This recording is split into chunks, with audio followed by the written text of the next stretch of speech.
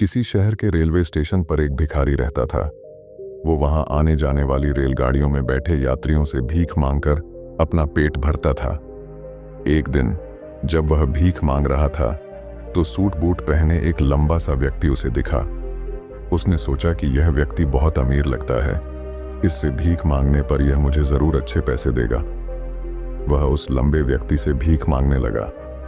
भिखारी को देखकर उस लंबे व्यक्ति ने कहा, तुम हमेशा मांगते ही रहते हो, क्या कभी किसी को कुछ देते भी हो? भिखारी बोला, साहब मैं तो भिखारी हूं, हमेशा लोगों से मांगता ही रहता हूं, मेरी इतनी औकात कहां कि किसी को कुछ दे सकूं। लंबा व्यक्ति बोला, जब किसी को कुछ दे नहीं सकते तो तुम्हें मांगने का भी कोई हक नहीं है।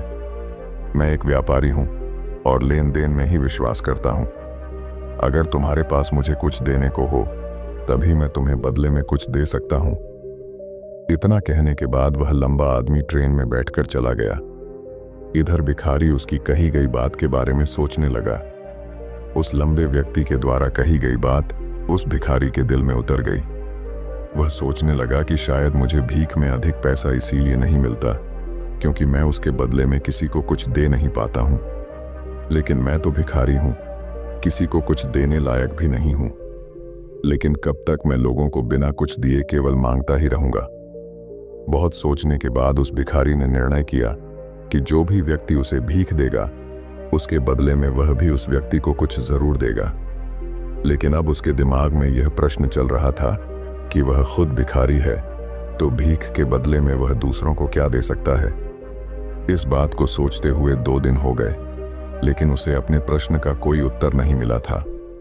तीसरे दिन जब वह स्टेशन के पास बैठा हुआ था तभी उसकी नजर कुछ फूलों पर पड़ी जो स्टेशन के आसपास के पौधों पर खिल रहे थे। उसने सोचा, क्यों ना मैं लोगों को भीख के बदले कुछ फूल दे दिया करूं। उसको अपना यह विचार अच्छा लगा और उसने वहां से कुछ फूल तोड़ लिए।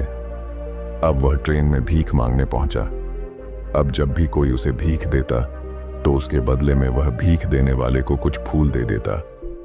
उन फूलों को लोग खुश होकर अपने पास रख लेते थे। अब भिखारी रोज फूल तोड़ता और भीख के बदले में उन फूलों को लोगों में बांट देता था। कुछ ही दिनों में उसने महसूस किया कि अब उसे बहुत अधिक लोग भीख देने लगे हैं। वह स्टेशन के पास के सभी फूलों को तोड़ लाता था। जब तक उसके पास फूल रहते थे तब तक उसे बहुत से लोग भीख देते थे, लेकिन जब फूल बांटते बांटते खत्म हो जाते तो उसे भीख भी नहीं मिलती थी। अब रोज ऐसा ही चलता रहा। एक दिन जब वह भीख मांग रहा था तो उसने देखा कि वही लंबा व्यक्ति ट्रेन में बैठा है जिसकी वजह से उसे भीख के बदले फूल देने की प्रेरणा मिली थी। वह तुरंत उस व्यक्ति के पास पहुंच गया और भीख मांगते हुए बोला, आज मेरे पास आपको देने के लिए कुछ फूल हैं, आप मुझे भीख दीजिए तो बदले में मैं आपको कुछ फूल दूंगा। उस लंबे व्यक्ति ने उसे भीख के रूप में कुछ पैसे दे दिए और भिखारी ने कुछ फूल उसे दे दिए। उस लंबे व्यक्ति को यह बात बहुत पसंद आई। वह बोला, वाह क्या बात है, आज तुम भी मेरी तरह एक व्यापारी बन गए हो। इतना कहकर फूल लेकर वह लंबा व्यक्ति अपने स्टेशन पर उतर गया। लेकिन उस लंबे व्यक्ति द्वारा कही गई बात एक बार फिर से उस भिखारी के दिल में उतर गई। वह बार बार उस लंबे व्यक्ति के द्वारा कही गई बात के बारे में सोचने लगा और बहुत खुश होने लगा। उसकी आंखें अब चमकने लगीं। उसे लगने लगा कि अब उसके हाथ सफलता की वह चाबी लग गई है जिसके द्वारा वह अपने जीवन को बदल सकता है।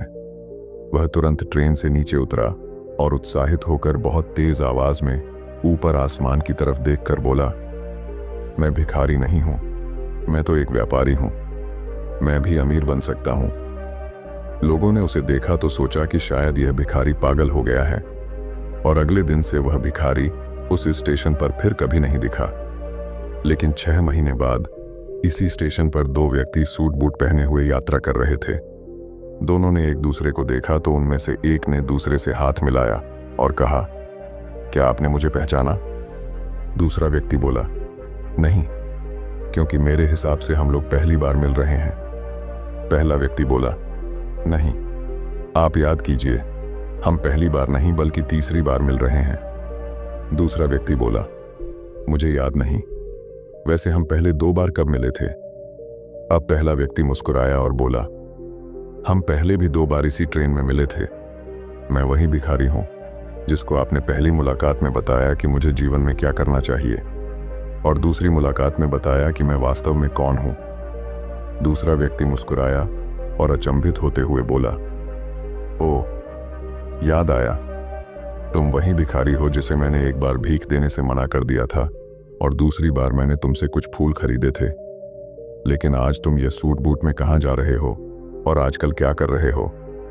तब पहला व्यक्ति बोला, हाँ, मैं वही भिखारी हूं, लेकिन आज मैं फूलों का एक बहुत बड़ा व्यापारी हूं और इसी व्यापार के काम से ही दूसरे शहर जा रहा हूं। कुछ देर रुकने के बाद वह फिर बोला, आपने मुझे पहली मुलाकात में प्रकृति का वह नियम बताया था जिसके अनुसार हमें तभी कुछ मिलता है जब हम कुछ देते हैं। लेन देन का यह नियम वास्तव में काम करता है। मैंने यह बहुत अच्छी तरह महसूस किया है, लेकिन मैं खुद को हमेशा भिखारी ही समझता रहा। इससे ऊपर उठकर मैंने कभी सोचा ही नहीं। और जब आपसे मेरी दूसरी मुलाकात हुई तब आपने मुझे बताया कि मैं एक व्यापारी बन चुका हूं। अब मैं समझ चुका था कि मैं वास्तव में एक भिखारी नहीं बल्कि व्यापारी बन चुका हूं। मैंने समझ लिया था कि लोग मुझे इतनी भीख क्यों दे रहे हैं, क्योंकि वह मुझे भीख नहीं दे रहे थे बल्कि उन फूलों का मूल्य चुका रहे थे। सभी लोग मेरे फूल खरीद रहे थे क्योंकि इससे सस्ते फूल उन्हें कहाँ मिलते। मैं लोगों की नज़रों में एक छोटा व्यापारी था, लेकिन मैं अपनी नज़रों में एक भिखारी ही था। आपके बताने पर मुझे समझ आ गया कि मैं एक छोटा व्यापारी हूँ। मैंने ट्रेन में फूल बांटने से जो पैसे इकट्ठे किए थे उनसे बहुत से फूल खरीदे और फूलों का व्यापारी बन गया। यहाँ के लोगों को फूल बहुत पसंद है और उनकी इसी पसंद ने मुझे आज फूलों का एक बहुत बड़ा व्यापारी बना दिया। दोनों व्यापारी अब खुश थे और स्टेशन आने पर साथ उतरे और अपने अपने व्यापार की बात करते हुए आगे बढ़ गए।